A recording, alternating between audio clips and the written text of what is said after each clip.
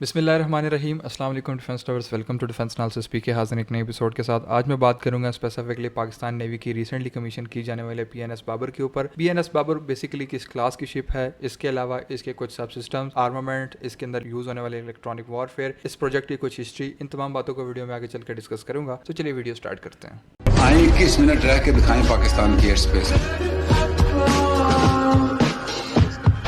कब आओ ना, लड़ना है चलो लड़ते हैं। पाकिस्तान रिटेलिएट करने का सोचेगा नहीं, पाकिस्तान रिटेलिएट करेगा। Why are we not winning in Afghanistan?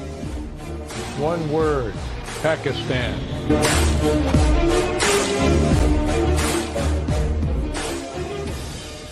तो व्यूअर्स, मैं बात कर रहा था पाकिस्तान नेवी के अंदर रिसेंटली कमीशन की जाने वाली पीएनएस बाबर के ऊपर। सबसे पहले इसके जो डिफरेंट नाम है, जिसको मिलजम भी कहा जाता है, पीएनएस बाबर भी कहा जाता है, बाबर क्लास कॉर्वेट बेसिकली कहा जाता है। इसके अलावा इसको अडा क्लास कॉर्वेट भी कहा जाता है। डिफरेंट कंट्रीज के अंदर डिफरेंट नाम से प्रोनाउंसिएशन की जाती है। सबसे पहले मैं आपको थोड़ी सी इसकी एलैबोरेशन देता हूँ। देखिए, अडा क्लास कॉर्वेट वो थी जो तुर्की ने अपने लिए डिजाइन की थी और वो तुर्क नेवी जो है वो इस्तेमाल कर रही है, उसको अडा क्लास कॉर्वेट कहते हैं। पाकिस्तान नेवी में इसको मिलजम क्लास कहा जाता है, इंटरनेशनली इसको बाबर क्लास कहा जाता है। पाकिस्तान नेवी में इसको मिलजम क्लास कॉर्वेट इसलिए कहा जाता है क्योंकि जब तुर्की ने अडा क्लास कॉर्वेट बनाई थी, पाकिस्तान ने जब अपनी स्पेसिफिक शिप का ऑर्डर दिया तो उसको हैवीली पाकिस्तान की नीड्स के अकॉर्डिंग मॉडिफाई किया गया। तो डेफिनेटली जब आप चीज मॉडिफाई करते हैं, उसके अंदर वेरिएशंस आती हैं, उसके अंदर चेंजेस आती हैं, तो आप उसको एक नया डेजिग्नेशन देते हैं, एक नई प्रोनाउंसिएशन देते हैं। तो पाकिस्तान नेवी ने इसको पाकिस्तान नेवी के लिए पीएन मिलजियम क्लास कॉर्वेट्स का नाम दिया था। फिर उसके बाद अगर आप देखें, इंटरनेशनली इसको बाबर क्लास कॉर्वेट कहा जाता है। देखें, अब पाकिस्तान नेवी तो इसको मिलजियम क्लास कॉर्वेट कहती है, लेकिन इंटरनेशनली इसको बाबर क्लास कॉर्वेट इस वजह से कहा जाता है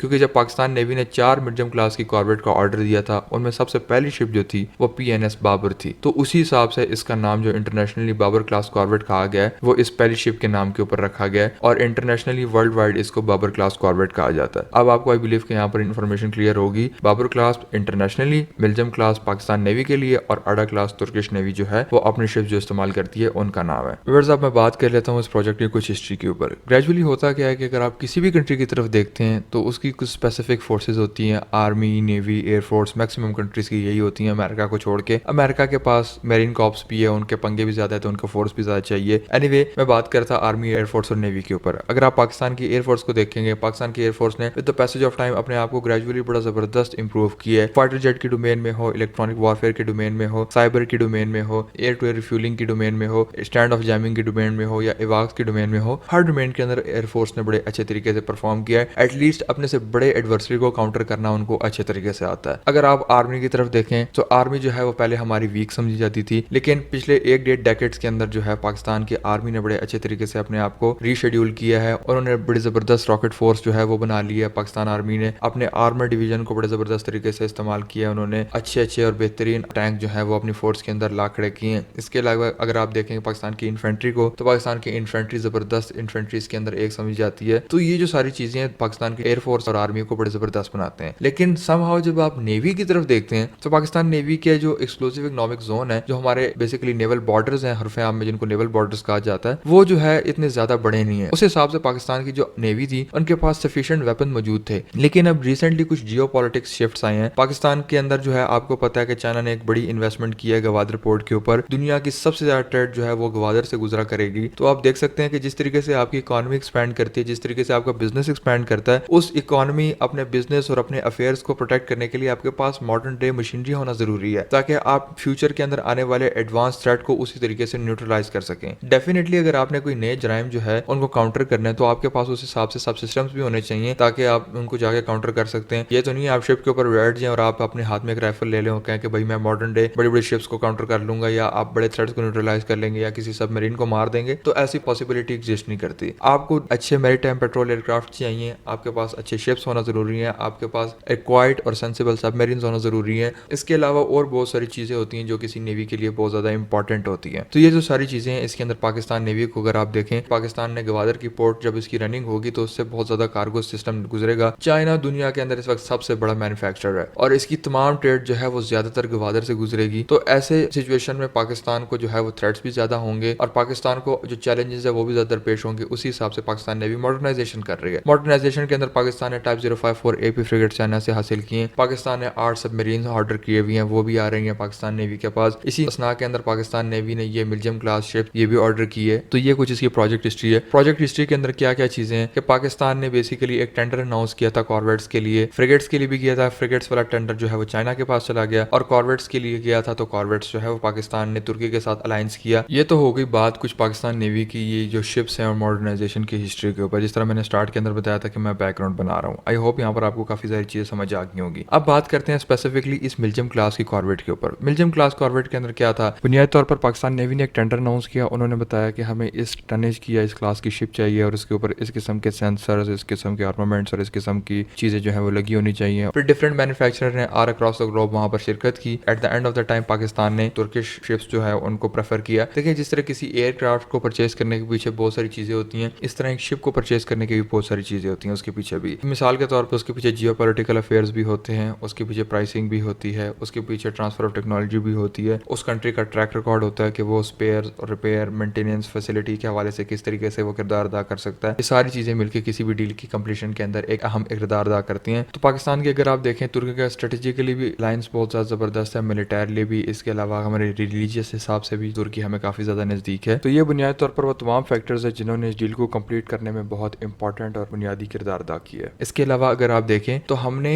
जो तुर्की की शिप्स है उसको हैवीली अपनी नीड्स के अकॉर्डिंग मॉडिफाई भी किया है। तुर्की ने बेसिकली हमें एडा क्लास की जो कॉर्वेट्स थी वो ऑफर की थी, हमने उसको पाकिस्तान स्पेसिफाइड वेरिएंट के हिसाब से बड़ा हैवीली मॉडिफाई किया है। जैसे हमें प्राइस से एग्री की है वो, जिस तरीके से उन्होंने हमारी मॉडिफिकेशंस को एक्सेप्ट किया, जिस तरीके से उन्होंने हमारी Karachi shipyard and building industry काफी बूस्ट किया उसको, तो इस तरीके से हमारी डील जो है तुर्की के साथ तय पा गई और एक मॉडर्नाइज शिप जो है वो हमारे हाथ लग गई। कुछ इसी तरीके से इसकी प्रोजेक्ट हिस्ट्री है। वैसे अगर आपको मैं Karachi shipyard and engineering works की मॉडर्नाइजेशन के हवाले से बताता चलूं तो पिछले फिजिकल ईयर के अंदर तकरीबन 8.6 बिलियन डॉलर्स का जो फंड्स है वो सिर्फ Karachi shipyard and engineering works को एलोकेट किया गया था ताकि इसको मॉडर्नाइज किया जा सके और एटलीस्ट इस हद तक मॉडर्नाइज किया जा सके ताकि इसके अंदर मॉडर्न डे वारशिप्स जो हैं मैन्युफैक्चर किए जा सकें या असेंबली की जा सके, या उनकी जो रिपेयर एंड मेंटेनेंस की जो फैसिलिटी है वो Karachi shipyard and engineering works के अंदर कयाम में लाई गई थी 8.6 बिलियन डॉलर्स के एवज। ये तो खाली एक पेमेंट है। With the passage of time जिस तरीके से हमारी कैपेबिलिटी बूस्ट होगी उसी तरीके से इसके साथ साथ इसके और फंड्स भी रिलीज किए जाएंगे। तो ये Karachi shipyard and engineering works के ऊपर जो है वो एक्सपेंस आए थे हमारे। इसके अंदर भी तुर्की ने एक अहम किरदार अदा किया है मॉडर्नाइजेशन के अंदर भी Karachi shipyard and engineering works के लिए भी। तो ये भी काफी पाकिस्तान के लिए एक विन विन सिचुएशन है। पाकिस्तान इस केपेबल होगा कि पाकिस्तान फ्यूचर के अंदर ये जो शिप्स हैं इनको एटलीस्ट कंट्री के अंदर बनाने की उसके अंदर सहूलत और कैपेबिलिटी मौजूद होगी। अब बात कर लेते हैं इस बाबर क्लास कॉर्वेट के ऊपर जो है वो क्या क्या चीजें मौजूद है, जिसके अंदर रडार शामिल है, इलेक्ट्रॉनिक वॉरफेयर शामिल है, इलेक्ट्रॉनिक काउंटरमेयर शामिल है, इंजन शामिल है, डिस्प्लेसमेंट, इन सब चीजों को मैं अभी आगे चल के जिसको आप बेसिकली जनरल कैरेक्टरिस्टिक्स बोलते हैं इनको डिस्कस कर लेते हैं। सबसे पहले ये बेसिकली एक मल्टीपर्पज कॉर्वेट है। अब मल्टीपर्पज कॉर्वेट होने का क्या मकसद है, देखें पहले जमाने की जो कॉर्वेट्स होती थी वो 1500, 1800, 2000 टन क्लास की जो है शिप को कॉर्वेट कहा जाता था। मॉडर्न डे वॉरफेयर जो है वो बहुत ज्यादा एडवांस हो चुकी है। आजकल आपको पता है जिस तरीके से टेक्नोलॉजी एडवांस हो रही है तो थ्रेट भी ज्यादा बढ़ते जा रहे हैं। उसी थ्रेट्स को काउंटर करने के लिए फिर काउंटर मेयर्स भी उसी तरीके से लगाए जाते हैं। तो जो छोटी शिप्स होती हैं उसके ऊपर आप ज्यादा काउंटर मेयर्स लगा नहीं सकते, उसके ऊपर ज्यादा आर्मामेंट्स आप स्टोर नहीं कर सकते, उसके ऊपर आप ज्यादा इक्विपमेंट नहीं लगा सकते। तो जो इस वक्त मॉडर्न डे कॉर्वेट्स हैं उनका जो साइज है वो 2000 से बढ़ के 2500 से 3000 टन के आसपास उसकी जो डिस्प्लेसमेंट है वो पहुंच गई है। और जो पुरानी कॉर्वेट्स है वो क्या काम करती थी, बेसिकली शिप ही होती थी, उसके ऊपर एक रडार लगा होता था और छोटे छोटे मिसाइल्स उसके ऊपर लगा के जो है उसको एक कॉर्वेट का नाम दे दिया जाता था। लेकिन जो मल्टीपर्पज कॉर्वेट्स हैं इनका जिस तरीके से इनकी डिस्प्लेसमेंट ज्यादा है उसके ऊपर डिफरेंट किस्म के मिसाइल्स हाउस किए जाते हैं, इसके ऊपर टॉर्पेडोज भी हाउस किए जाते हैं, इसको एंटी शिप वॉरफेयर के अंदर भी इस्तेमाल किया जाता है, एंटी सबमरीन वॉरफेयर के अंदर भी इस्तेमाल किया जाता है। अपने जो एक्सक्लूसिव इकोनॉमिक जोन्स है, नेवल बॉर्डर्स है, उनकी जो आप कह सकते हैं सर्वेलेंस और रिकॉनेसेंस के लिए भी इस्तेमाल किया जा सकता है। इसको बहुत सारे रोल्स के अंदर मजीद इस्तेमाल किया जाता है, इस वजह से इसको मल्टीपर्पज कॉर्वेट कहा जाता है। अब अगर बात करें इस शिप की डिस्प्लेसमेंट के ऊपर, मिल्जियम क्लास शिप की जो डिस्प्लेसमेंट है वो 2888 टन के आसपास बताई जाती है। फिर इसके अलावा इसकी लेंथ 108.8 मीटर, बीम 14.8 मीटर। इसके अलावा इसके ऊपर अगर इंस्टॉल्ड पावर पैक की बात की जाए जिसको आप इंजन के नाम से जानते हैं तो इसके ऊपर एक जनरल इलेक्ट्रिक का LM2500 इंजन लगाया गया है जो कि बुनियादी तौर पर एक combined diesel and gas turbine engine है। ये मॉडर्न डे इंजन हैं जो कि आपको स्पीड भी प्रोवाइड करते हैं और इसके अलावा मॉडर्न डे वॉरशिप्स के अंदर लगाए जाते हैं। फिर अगर इसकी स्पीड की बात की जाए तो तकरीबन 27 से 31 नॉट के आसपास इसकी स्पीड बताई जाती है। किलोमीटर्स में कन्वर्ट किया जाए तो तकरीबन 50 से 55 या 60 किलोमीटर के आसपास इसकी स्पीड बताई जाती है। इसकी रेंज जो है वो 3500 नॉटिकल माइल्स है। अगर आप इसको किलोमीटर्स के अंदर चेंज करें तो तकरीबन 6500 किलोमीटर के आसपास इसकी रेंज बताई जाती है। एंड्योरेंस ये है कि एक बार इसको आपने लॉन्च कर दिया तो तकरीबन इसकी 15 दिन दिनों का एंड्योरेंस टाइम है, 15 दिनों के अंदर अंदर इसको वापस अपनी पोर्ट के ऊपर आना पड़ता है। अगर इसके ऊपर मौजूद सेंसर्स की बात की जाए तो इसका जो सूट है, कॉम्बैट सूट जिसको आप बोलते हैं, वो बेसिकली हेवल्सान ने डिजाइन किया है। Genesis advent combat management system जो है वो इसके अंदर हेवल्सान का लगा हुआ है। रडार की अगर बात की जाए तो इसका रडार बेसिकली एसएलसान ने बनाया हुआ है। Smart S MK2 S band 3D radar है इसके अंदर मौजूद। ये बेसिकली एक पैसिव इलेक्ट्रॉनिकल स्कैनर रडार है। इसके अलावा इसके ऊपर एक LPIR